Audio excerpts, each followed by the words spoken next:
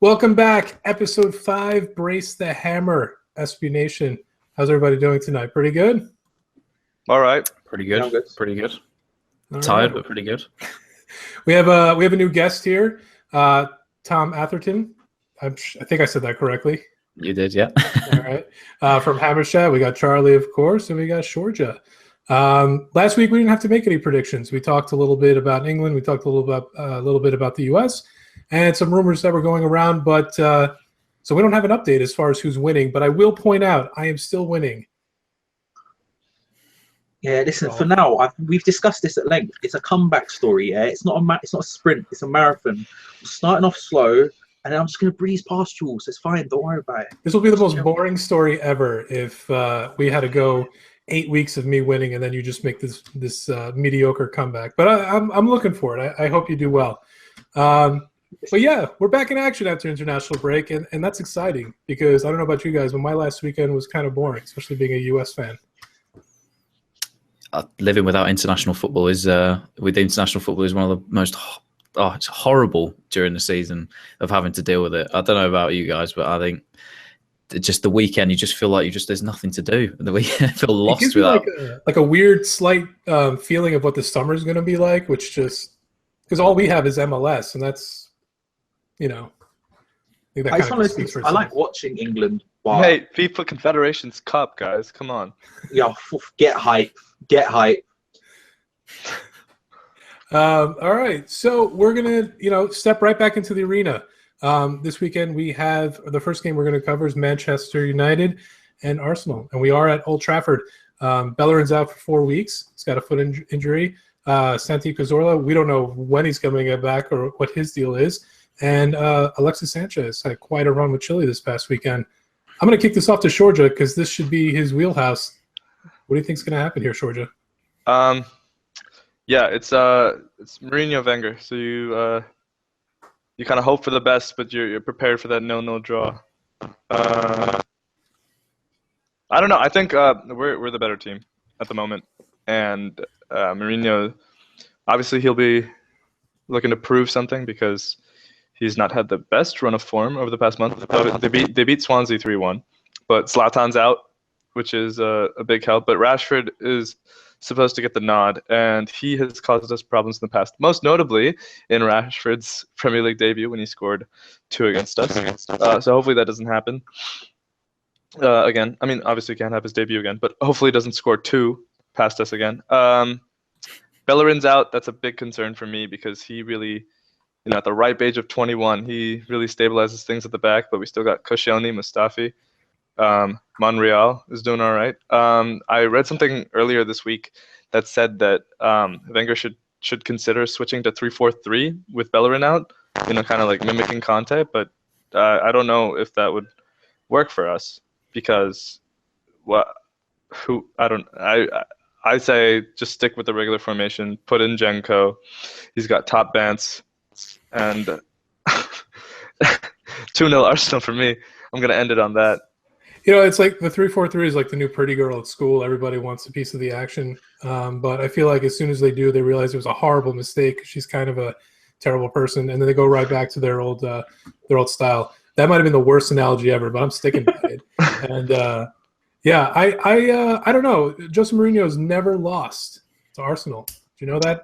Yeah, he has lost once. Not in the Premier League. In the 2015 Community Shield. There you go. Not an EPL action. He's never lost. Which is an FA match. So, would like to point that out. It All was right. So 1-0. what's up? No, I'm kidding. I'm kidding. That was inconsequential. So I don't know. It's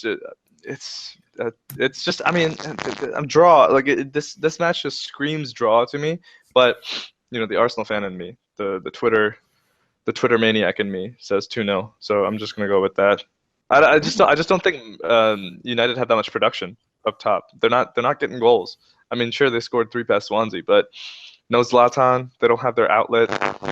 They're gonna have to switch things up. It just they don't. I just think if anything we're gonna score, and if not, then it's gonna be 0-0. I think a lack of Zlatan could actually be a good thing to get back to kind of their old roots. So I kind of disagree with you. I've waited 5 weeks. I've picked Man United to win, and they finally came through for me. I'm going to ride that gravy train all the way to the end. I'm taking Man U 2-1. I think it's going to be a fun game to watch. I don't know where to sit on the. I'm a bit on the fence with this because I think Arsenal. I think they're on a fantastic run at the minute, and I don't see anything other than an Arsenal win. I think, like Georgia said, I think it does scream draw, but then you have to look. Man United are also without Bailey. They've got no Smalling, no Shaw. Valencia's out injured as well. Ibrahimovic isn't playing. They are lacking goals at the minute, and they've looked really shaky. And I just think that Arsenal are on the crest of the wave at the minute, and it's strange for them to be at this point of the season and doing so well. They usually struggle in this part of the season, and they usually kick on after new. Yeah. So to see them doing so well at the minute, they haven't lost in. I don't think they've lost in about 10 games in the Premier League. So I really think opening day, yeah. Yeah. So I think Arsenal come away with a 2-1 win this weekend. Yeah, I'm kind of agreeing with Tom a little bit. Arsenal should win. They really should. I mean, Man United don't look particularly dangerous. They're slow, lethargic. They're basically a Jose Mourinho team. And despite whatever he says about Arsene Wenger, what was it? Something of failure. I don't remember what it was. Specialist in. That was it. Specialist in failure. Still stings me to this day. Yeah, I mean, it would. The things that are true hurt the most. But apart from that, I think that I can't see past an Arsenal win either. They should win. They just should. Man United won't look particularly to attack too much. They'll probably look to be on the counter attack. Rashford looks out of sorts despite being a good player. If he comes into form all of a sudden, maybe they've got something to worry about. But I'm actually going to agree with Tom and say 2-1 Arsenal. All right, you said they look like a Mourinho team, and I just want to remind everybody that until last year, that was actually a good thing. So who knows? Who knows what's going to happen? I feel like the story's just starting to be written for Man U, and they're playing at Old Trafford. I just for whatever reason I'm getting this feeling it's going to be a 2-1 Man U, and I can't wait to be right and all of you wrong. It's going to be fantastic. All right, we're moving over to St. Mary's. Southampton hosts Liverpool. I don't think I'm going to be contrarian on this one. I think I'm going to go with probably what the popular pick will be. I know Fraser and Bertrand, they may not be in, and so Klopp's on a roll. The team's looking good. Other than Lallana, who might have gotten hurt, he probably won't play. But is there any way Southampton somehow squeaks out a draw, as they tend to do against these big games? I think they could. Go on, Tom. You go first. You're new here. You can go first. Thanks for put me. What a gentleman. Under the spotlight. Thank you, Charlie. Yeah. Don't worry about it anytime. I think St Mary's has been a very difficult place to go for the last few years. I don't think it's easy. It's a place to go to, but they're scoring goals at the minute. You've got what's his face, Charlie Austin is in form at the minute. Tadic is playing well, and it is a difficult place to go. I think Tadic is actually out. He's got a broken nose. He broke his nose against Wales. You've called my bluff there. Well, that's completely just scuppered anything I was in my head. No, I still think no matter what happens, I think that it's still a difficult place to go at St Mary's, and they can grind out potentially a draw. But at the same time, this is a Liverpool team that's just free scoring at the minute. They've just got goals coming from Lallana, from Coutinho, from Firmino. Everybody is just working so well, and they're playing hard under Klopp. And I don't see Southampton dealing with a Liverpool team that, even if Southampton score, Liverpool will score too. And I don't see them having, any chance of beating Southampton at the weekend, of Liverpool the weekend, sorry. Yeah, I think it's possible they could get a draw. They're a good team. They're well run. They've got a good manager. They're a strong team as well. And I think you have to play smart against the Klopp team. Don't play with your head. Don't play with your heart. Play with your head. And if you can squeeze something. I mean, it's possible they could even get a win out of it if they play well enough. But I mean, I'm not a fan of this Liverpool team because part of me hates Liverpool, but I respect the hell out of it. And I'm gonna say 1-1. 2-2. I'm going to say 2-2. I've changed my mind. I'm going to say 2-2, but I I think Southampton. You know what? I think they're better than I'm giving them credit for. I think they could do. Yeah, 2-2, 2-2, 2-2. I've decided it's 2-2, guys. I need to give my. Yeah, I was going to say I forgot my score prediction. I'm going to say 3-1. I think they're too good at the minute, Liverpool, and I think even Coutinho. I saw his goal in the midweek for Brazil. It was an absolute screamer. He's on another level right now. Probably one of the best players in the Prem, other than Hazard. I see 3-1 Liverpool. I absolutely agree with you. I think Coutinho, what I saw over this break, I think this is like the Coutinho we've always been waiting for. And for whatever reason, Klopp is really making it come out now. I mean, I don't know if I could attribute all that to Klopp, but it certainly helps. It's a team on fire. I have them down for a 2-0 win as well. Georgia, what do you think? Yeah, I was gonna say I kind of disagree with you. I think it's all Klopp because ever since Rodgers left, it's kind of been his show. Like he took some time getting into it, but then he's built his team. He's gotten them up to the fitness that he wants, and they're performing at the level required to win the title, or potentially challenge for a title. The other thing I was going to say is if Lallana's out, Klopp's system really does emphasize the fitness of the player. So whoever comes in for him has to be prepared because otherwise the entire system collapses. That high pressing, like constantly. I haven't seen them pass backwards like this entire, or not this. Well, I very rarely see them pass backwards. It's all offense. So I think that you take one little piece out of there, and it kind of puts the whole thing in jeopardy. So I'm not entirely convinced they're gonna. If Lallana starts, then I think they'll have it'll be easy for them. But that said, Southampton has been kind of a bogey team for Liverpool in the past. Ever since they started stealing their players. We're not stealing, more like paying too much for their players. I can't really remember the exact score lines, but I know that they've given them some trouble. So I'm gonna go 2-1 Liverpool. Again, I have to be safe because I got to catch up with John in these standings. Not happening. I will point out that Coutinho scored 3 goals in his last, I think, 3 visits at St. Mary's. So in his prime form, he loves going there. I feel like this is going to be a Coutinho game. Just to bring it up, because we've talked about it on Brace the Hammer, and I know I've written articles about it. I know, Charlie, you did as well. Daniel Sturridge. He's on the outs. He's sitting on the bench. He's watching the games. I know I don't want to say perpetually, but he is injured a lot. He's prone to it. But he's one of the most prolific scorers in the last, since 2012. I think his goals per game is up there. It's like every other game he scores a goal. Is this a fit for West Ham, potentially? You can't deny his talent. I mean, the dude is flipping, talented. When he's fit, he's talented. And in that case, yeah, he's a perfect fit for West Ham. He's never fit. It's perfect for us. He's a really good player. He really is. He's super talented. He's quick. He seems to be basically capable of doing everything. He can.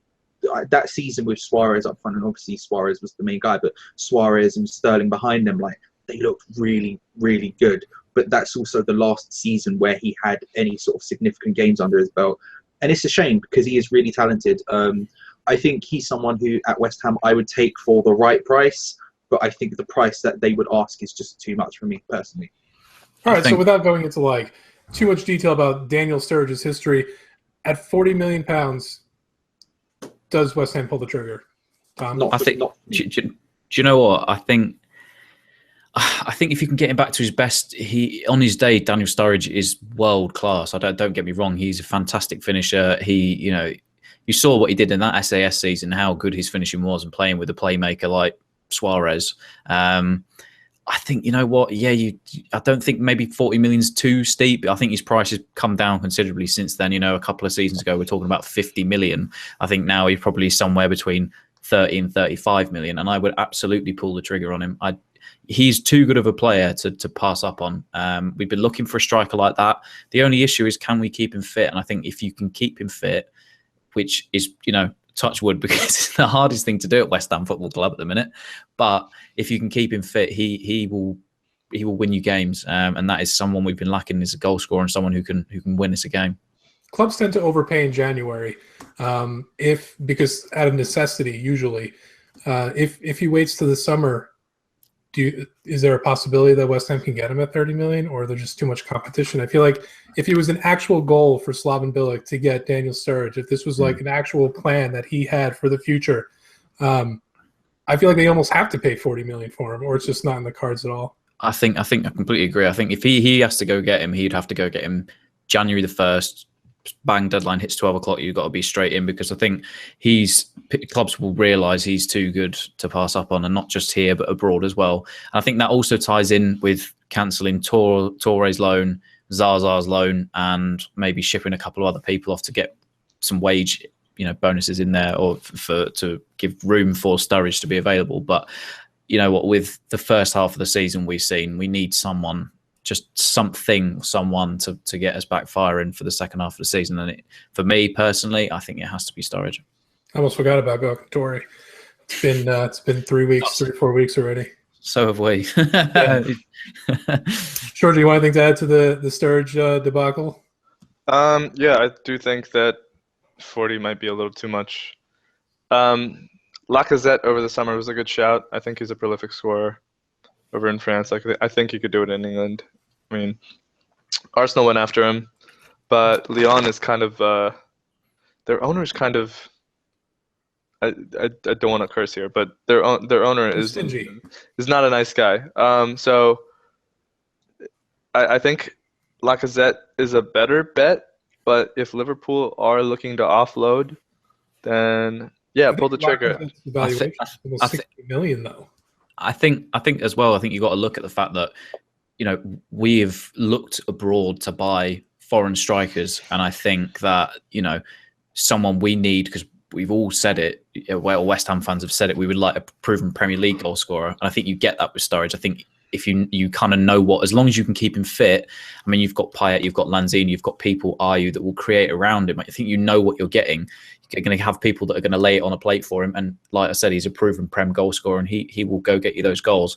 I just think that taking a punt on Lacazette in the summer, even though he's world class in the French league, I think it was just too much money to take a punt on him to bring him in. I just don't know whether he could have got it done in England. I mean, you won't disagree on that. I just think he's too much of a risk for that higher price. That's fair. That's fair. I mean, with these French players, I mean, you see that happen at Newcastle a lot. Or you saw that happen in Newcastle when I forget what his name was there. He would bring in all these like Cabela and like all these other French players that just really didn't do the job that they wanted, and it's just a different level. So yeah, that's a valid point. It's a valid argument having like a proven Premier League scorer, because you see people like Zlatan, and his goals have dried up, and he's supposedly world class. He's still at like the peak of his game, even though I'm part of the camp that thinks that he's over the hill. MLS. Yeah. But yeah, so that's definitely a valid point, and Sturridge would be the safer bet. If you're going to be spending that much money, then yeah, you go with the guy who's been in the Prem for his entire career. I mean, that's the thing to say, is that I don't believe I'm a lone voice, I think, in this, but I don't believe the striker is the problem. I think it's the players behind him that are the problem. I think we don't get enough service to strikers. All these other problems, I won't go into it. But I'm a strong believer that that's not the problem. However, if we get Sturridge in, all we have to do is keep one of our ex-Liverpool injury-prone strikers fit, and we're golden. One of them are good. We could just rotate it, but not out of necessity, just out of necessity, as opposed to anything else, But it'll be fine. It'll be fine, I'm sure. All right. That being said, we're going to move to Vicarage Road. Watford, they host Leicester, and in a frenzy of injuries, Leicester is going to be without Okazaki, Damari Gray, Drinkwater, and Schmeichel. I don't think he's playing yet either. No. So this actually makes for a really interesting matchup. Before Leicester coming off of a good win, I would have said Leicester hands down. But playing in Watford, Watford looking strong right now, especially on the attack side. I honestly have no idea which way this match is going to go. If anything, I think this would be my draw of the week, and I hate picking draws. So yeah, let's start with Tom. What do you think? Safest bet of the weekend for a draw is this game. I think these teams are so similar coming into this weekend. Both injuries. I know Aurelio Gomez picked up quite a heavy knock, I think, against Liverpool a couple of weeks ago. So whether he starts or not, I don't know. both teams conceding goals. Both teams haven't scored a lot of goals. I think this game is going to be a very boring 1-1 draw. I mean, Watford, credit to them, they're playing good football, but this is exactly the same position they were in last season when they were playing good football and it went all downhill. And Leicester clearly aren't the same team as that they were last year, and we expected that. But they haven't. Vardy's not scoring. Slimani in the Champions League, but Mahrez hasn't been that same player. No, this is the draw of the weekend. I'm going 1-1. Are they still hungover? Like, what's happening there? Like, I it's really hard to believe. I mean, that unless Conte was the linchpin in this whole thing, I just don't get it. Yeah, that is it. I think genuinely, you talk about Conte being really a world-class player. He just held everything together in that midfield, and I think that really is who they're lacking. Chelsea's going up, and then. Yeah, I mean, just look at Chelsea this. Yeah, just look at Chelsea this season with Kante in the team. You know, he's been fantastic at Chelsea, but then again, he did it last season at Leicester. You know, I don't know why it surprises people. They've got the best defensive record in the league, Chelsea. You know, he's going to be attributed to helping them do that. You saw him last year; he could intercept anything. You know, even if I probably threw something over across my room, he'd be here in a second and intercepting it. You know, it was just what he was last season. So, no, I think Leicester really is struggling this season, but this has got 1-1 or just a 0-0 draw written all over it. Yeah, Georgia. Did you guys hear that joke? This is off topic, but did you guys hear that joke where it was like a quarter of the world is covered by land and the rest is covered by Conte? That just came to my head for some reason. Yeah, I think Leicester just doesn't have enough Red Bull in their system. We're not sponsored, by the way. No sponsors. Yeah, Red Bull, if you want to sponsor us, we're open to it, but you have to go for other channels. This is not the way to do it. I know one of their global ambassadors, but we've seen what they've done with Leipzig. So if they want to come help us out too, that would be great. RB Brace the Hammer.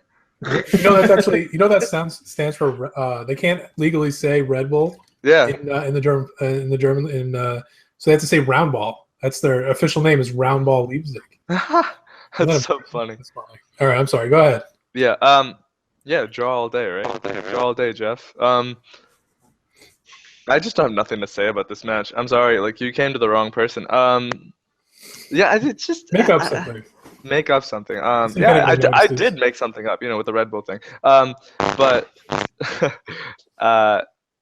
Yeah, Vardy hasn't been scoring. I mean, like, they're just not the same team. And I think that I will say this: I think that if Ranieri went out and signed Idrissa Gueye instead of Mendy, then they would be a different team. So I think he's been injured, isn't he? But he's supposed to be back for this game. I know Mendy? that much.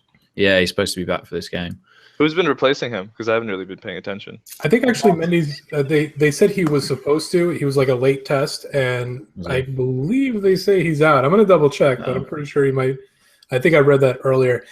Just to add a little life to this awesome preview for Watford Leicester, let's bring up Troy Deeney, his agent came out and said he's absolutely not going anywhere. He's not linked to West Ham. There's no connection there whatsoever. Are we taking him at his word, or do we really think there's that 30? Let me repeat that: £30 million evaluation on Troy Deeney. It's a little bit like. Do you remember? I don't know if you've watched Naked Gun, but there's a scene in that where the fireworks factory is exploding and everything, and Leslie Nielsen's character is just standing in front of it, going, "There's nothing to see here. Move on." As this thing is on fire behind him. It's a little bit like that. They said that Watford rejected, I don't even know how much it was, like 28, £30 million bid in the summer for him, as they did with, what's his name as well. But you have to think, I mean... yeah. They rejected the 25, so everybody's assuming it's 30. I don't know. I don't think... It's difficult because he is their captain and he is probably one of, if not their most important player. But you'd have to think that at their level, if someone came in with a bid of 30 million, they'd probably accept it. With this TV money, you don't even know anymore. I mean, they're making so much money off of TV deals. 30 million is what 10 million used to be. I mean, no, there's no way. I mean, I know I saw something about him potentially coming to West Ham, but look at the comment that he made about us at the start of the season that apparently inspired their incredible comeback. That he didn't like the fact that we showboated, apparently, and he used that as fuel to do it. But I think it was Leicester in the summer, wasn't it, that wanted him for a ridiculous price, and I just.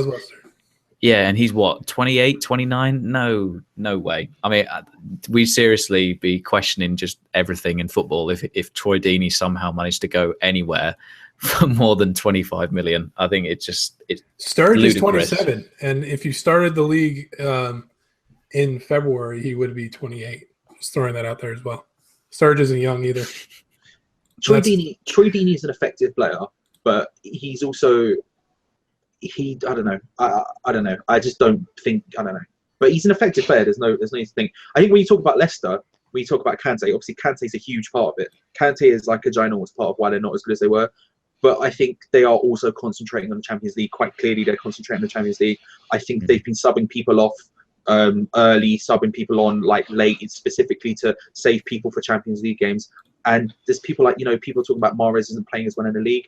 I don't want to disparage the guy too much because I've never met him, but he doesn't strike me as the sort of person who's going to give it 100% every game. I think he's probably the sort of person who'd be like, I'll just wait for the Champions League. I'll sort of hang about. And again, I don't want to be too harsh about it, but hearing the stories people have heard about him from several places, not mentioning any names, Spencer FC, that these things happen in the grapevine. You hear about these things. So that joke hit me way too late. I'm sorry.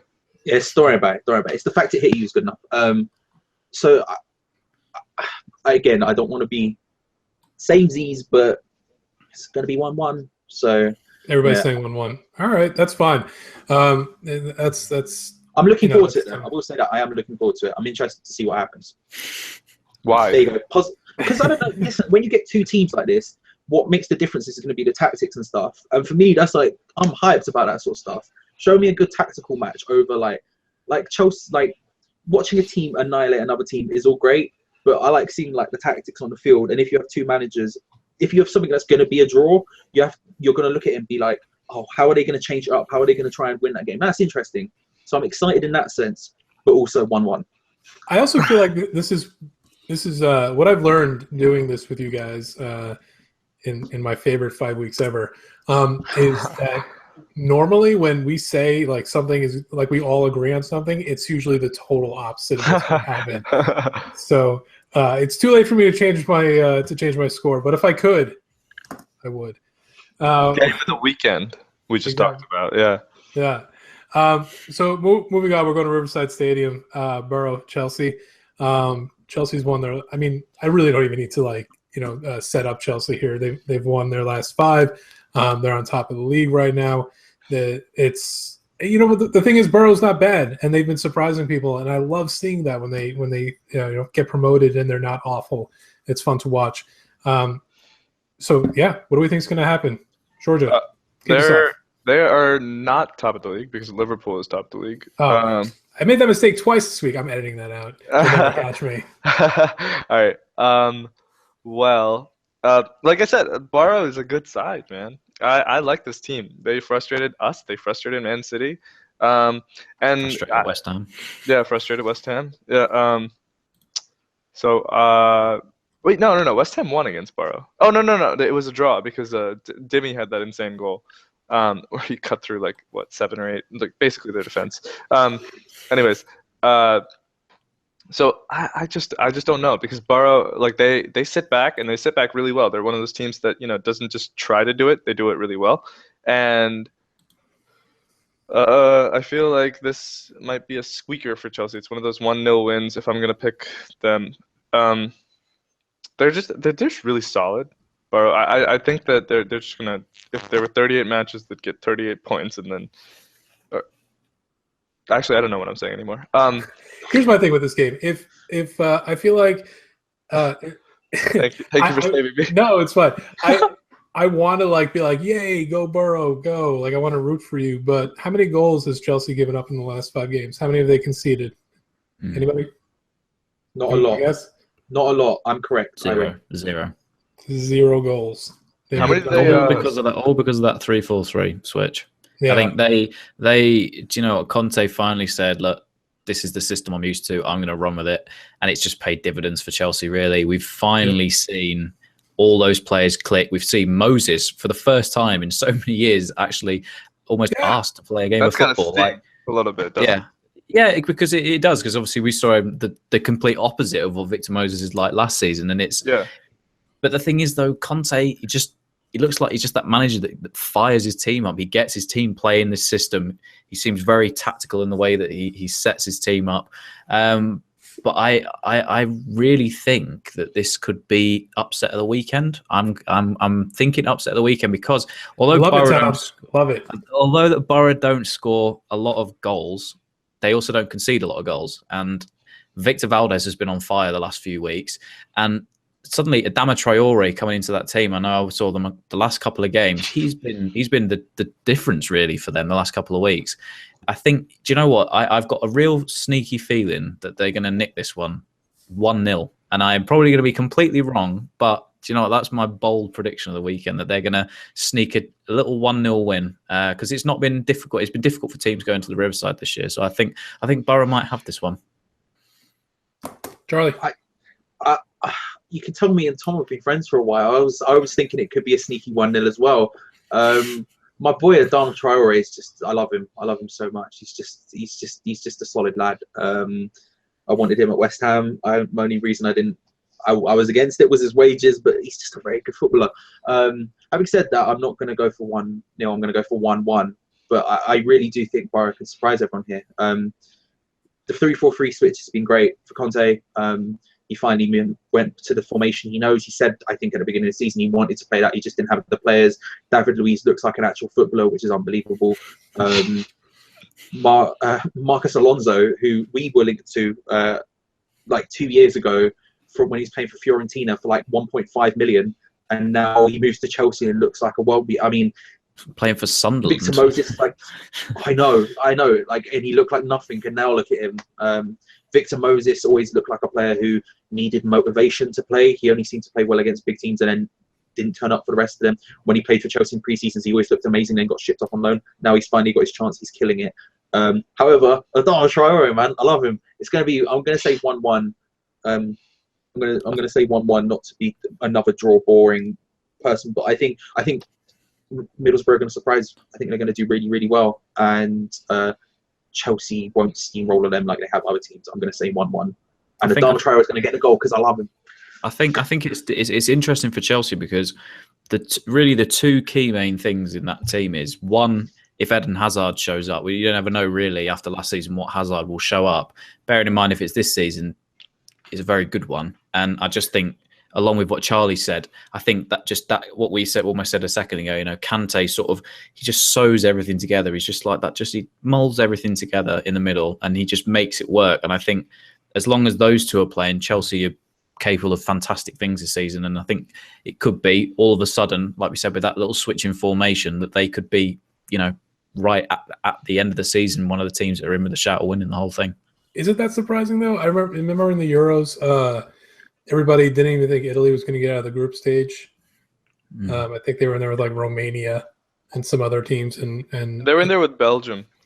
Yeah, well, Belgium. Everybody thought Belgium was going to win the group, and I don't remember exactly who was in it, but I remember nobody had Italy coming out of it, and they did very well. I'm not totally surprised, and I do think it's also funny that Hazard's deciding to play well all of a sudden. So we'll see. I actually have Chelsea winning 2-0. There's 10 years of history there. Borough hasn't beaten Chelsea since like 2005 or something, or 6. And I don't think that's going to change. So I'm going with 2-0. I'm going to stay conventional. Giorgio, I don't think I got anything from you. I said 1-0 Chelsea. 1-0 Chelsea? Yeah, I'm hoping for the draw, though. I'm hoping to be wrong. All right, yeah, I always root for these teams. I think they're fun to watch. And now my favorite time of the day. And I don't know if we're ready for it. We're going Spurs. We're at White Hart Lane. We're taking on West Ham. We're injured. We got problems. We're playing new formations. I don't even know what's happening anymore, but I'm excited about it. I don't even want to start. I'm not even going to kick this off because I know all three of you are going to gang up on me. So I'm just going to let it go. Charlie, I want to hear from you first. Let's set this up for us. I think Tom will agree when I say Harry Kane's overrated. No, where do we start with this one? I think it's a lot of the same situation as last week, where if Tottenham, they have reason to believe they're in hype. They're a really well-run team. They have built slowly and smartly, and now they're reaping the rewards of having a great manager and a team who are just ridiculously fit, and it works fantastically. You know, I might dislike them, but you know, you just have to admit it sometimes. You just have to admit it. But I think it's a lot like the same situation last week where I said, if they come at us kind of believing their own hype in a way, I think we could punish them. And we are categorically better on the counter-attack than we are pressing. We just seem to know how to soak up pressure at times and really damage teams. And we obviously have very good attacking players to do that. But Tottenham will come at us. They just will. Tottenham will come at us. They'll beat the team on top. Very, very rightly so. Whether we can contain them is another question. That all depends on what kind of West Ham turns up on the day. But we are capable of hurting them if they do. Now, whether that translates into a win or not is a very, very different question. But I'm going to say... Careful. I'm going to say... Again, I'm tiptoeing around a little bit because John's technically my boss. I'm going to say... 3-2 to West Ham. Screw it. Let's go. It's going to be 3-2. It's happening. 3-2. It's happening. You know what's crazy? I read, and I didn't expect this, but apparently it's true. In their last 4 meetings at White Hart, Tottenham's only won once, and that was last November where they won 4-1. Other than that, they haven't won. I think they drew once. Viva Ravel Morrison. Yeah. So I mean, I will say our spine, and by the spine I mean Toby, Dyer, Kane, and Eriksson. We're missing Toby. I don't think Harry Kane's at 100% yet. We're missing Ben Davies. Eric Lamelo's out. Dele Alli's not playing. You're absolutely getting our B team. Danny Rose, I think he picked up an injury even though he played through it in England. Eriksson's not at his full force, and I think our best player is going to be our overrated Sissoko, so that'll be fun. I'm going to say this, and I don't want to say it. I feel like if West Ham is going to beat Spurs this year, this is absolutely the week to do it. We're in that weird place where we don't really have we don't have the health. We're not at full strength, and it's funny. A huge comparison I see between the two teams is that they press and they press and they press, and if in the first 15 minutes nothing happens or nothing comes out of it, they almost look deflated and they look a little tired. They look a little disappointed with themselves and frustrated. I'm not going to give my score prediction yet, but I'm going to pass over to Georgia. What do you think?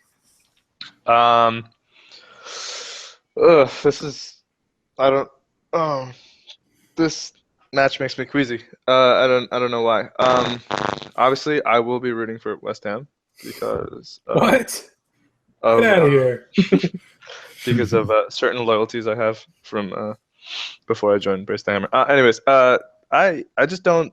Charlie, I think that was very ambitious to go 3-2. Was it Charlie? Yeah, it's very ambitious. But I admire that. I'm gonna say 1-1 draw because Spurs don't have the offensive production at this point, and we saw against Arsenal that they needed a penalty to score, even though they came close a couple times.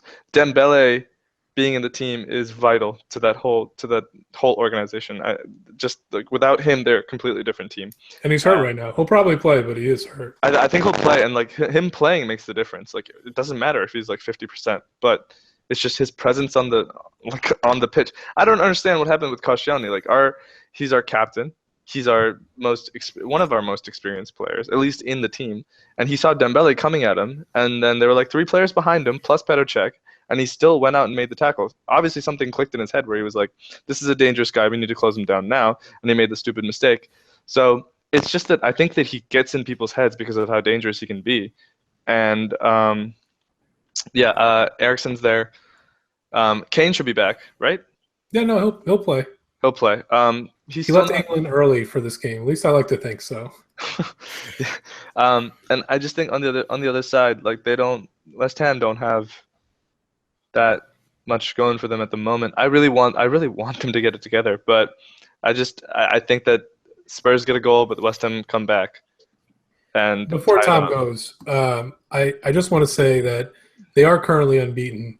And I do not believe West Ham is the team to break that streak, and I can't see it happening. I don't know why. I mean, if it wasn't us, then who's it going to be? it's going to be someone like Watford or Hull City because it's not going to be it's not going to be a good or decent team.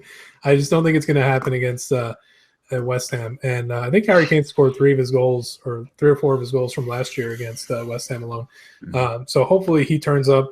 I'll give my prediction. I think it's actually going to be 2-1. I think you're right. I think Spurs might open up early. I think West Ham will come back to tie it up, and we might have a late thriller. And I'm really hoping that's the case. Those are awful for me to watch, but looking back, I enjoy those games. I'm going 2-1, my boys, and I think Harry Kane's going to get both of them. Go ahead, Tommy. I think this is got potential to be one of the games of the weekend. Proper spicy London derby against our noisy neighbours. I think I think this game there's a couple of key things for this game. I think one is yes, we're playing Spurs' B team, but that squad is more than capable. Like Charlie said, they've built from the ground up for the last few years, and they're reaping the rewards of it now. And I think they've got the potential with an A or B team, whatever they play, to get out a result. Especially when Harry Kane plays, I think he can pull out a result for them whenever he plays. I think, do you know what, the key thing going in for us this weekend, and I was calling for it on a Hammers Chat video months ago, I think we all were at the time, was Diafra Sakho. And he's supposed to be back for this weekend. And do you know what, there's this part of me that wants to believe that he can reignite our season and be just someone to get us a few goals going into the Christmas period. But I think it's going to be difficult. I think, like Shaw just said, you don't know what West Ham is going to turn up on the day. And it's frustrating. We've got no Mark Noble for this game, obviously suspended. So I think it's going to be a proper, really good match. And I'm not going to sit here and give Spurs the win. I'm not going to do it. I don't care. Even if Spurs were the better team, I'm not going to sit here and say 2-1 Spurs. I'm saying 2-1 West Ham. I'm saying that Sakho comes back and scores and Payet weaves a little bit of magic. But I think it's going to go down to the wire, and I reckon Harry Kane will get on the score sheet on the other end. Yeah, I think that's an honest and fair opinion. I will say West Ham haven't scored 3 goals this year. They haven't scored 3 goals going back to April. Yeah, so they scored 3 against us. Andy Carroll hat trick. There you go. And the only time they scored 2 goals this year, it was a loss to West Brom. So I want to root for you, Charlie, and I want to see this happen for you. I really don't, but for you, I want to see it happen.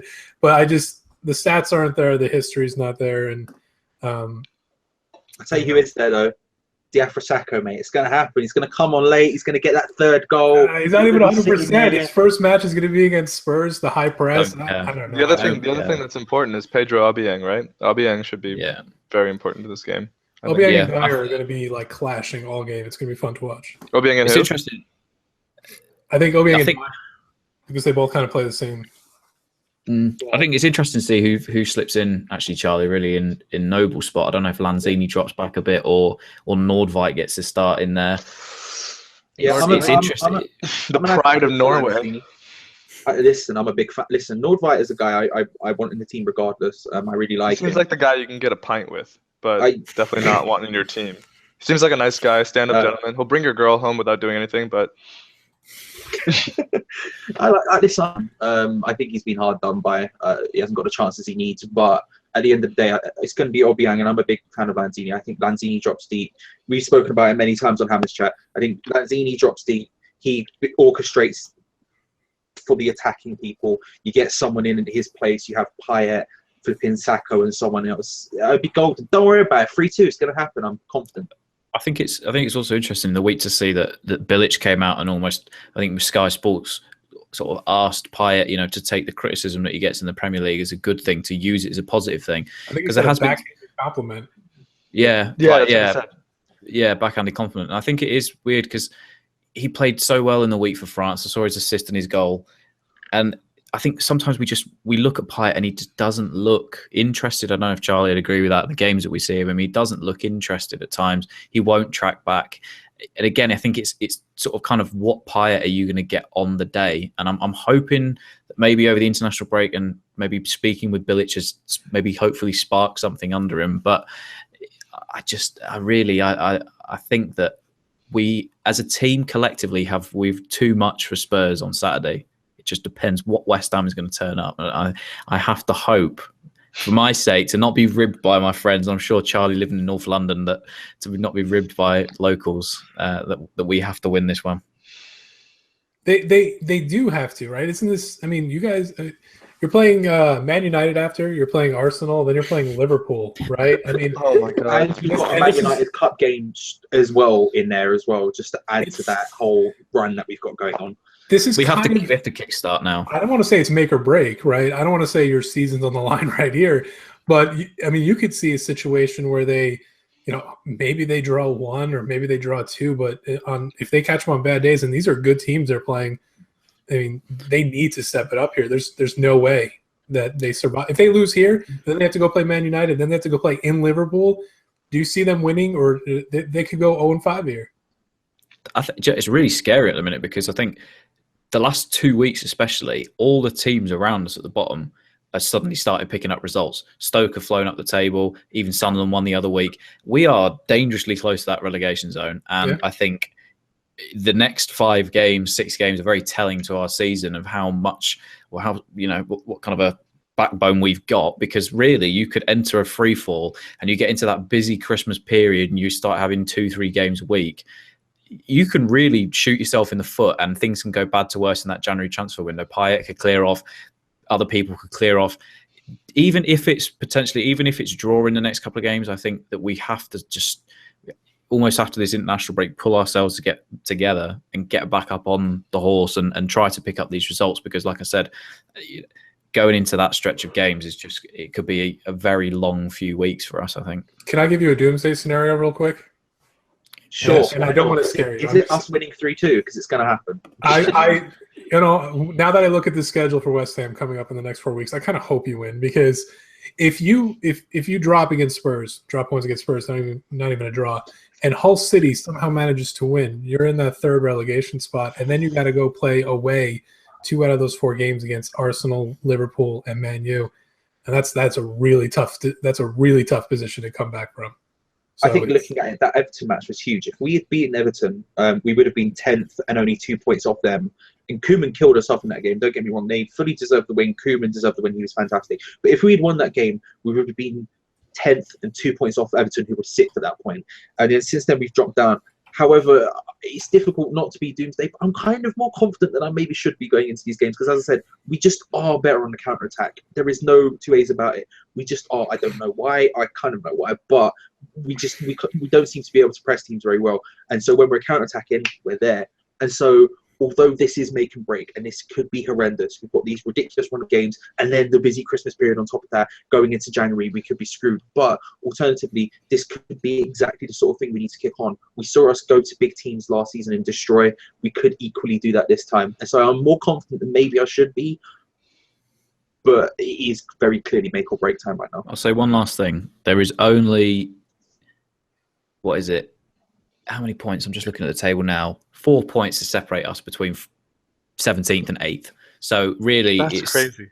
Wow. So yeah, it's quite clustered at the minute. Obviously, teams will spread out, but if we're going to start picking results up, I think now really has to be the time to almost rejoin the pack and leave those teams like Middlesbrough, Hull, Sunderland, and Swansea behind. Because, like you said, otherwise you just get dragged down at Christmas into that relegation fight, and it's not what any of us want.